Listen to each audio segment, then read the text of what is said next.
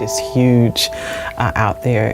It just dumbfounds us as to how people live. They're homeowners, but because they can't afford to do the repairs for themselves, a lot of things go lacking in their homes. Floors are caving in, the foundations, they don't have appropriate heat and air.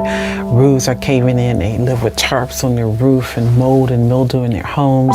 Another situation where raw sewage was in her father's crawl space, and it was just unbearable. The smell was horrible, and she was calling me every single day, and we literally ran out of money to be able to do it. And it was like, I couldn't sleep, and it was like I literally took my own money, and I said, I got to do something to help this person. We would do small plumbing projects up to $2,500, and we were assigned the South Fulton area, North Fulton, and then emergency projects in the city of Atlanta.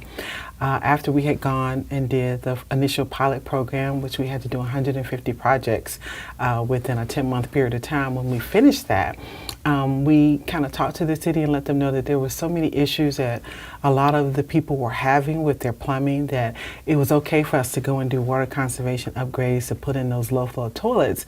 But when the floor is sinking and the tub is sinking and they're having these galvanized pipe issues that they're busting and they have to turn their water off where they didn't have water, the city eventually heard us and they were able to give us additional funding to fix the galvanized pipes, to do some of the sewer lines, put in new water lines, and so that became a very big project for us. This house was built in 1928. The water wouldn't flow through the pipes. The galvanized pipes stopped up with rust.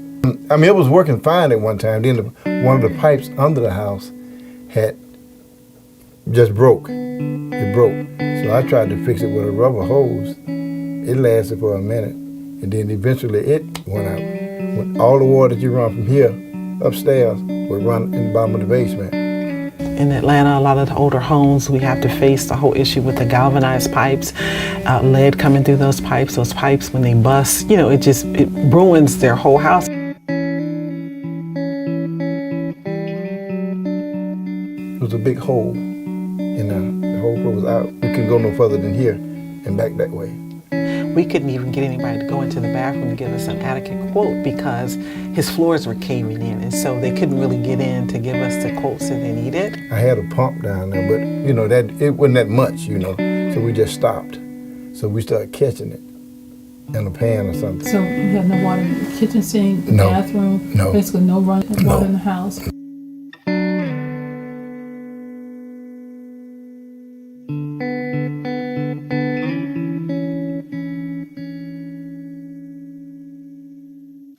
We had to run water and catch it in a pan or something, to wash dishes and bathe and all that, We had to almost settle for it because the money wasn't coming in. Well, Nehemiah project, and they came out and they went on and, did the work for me.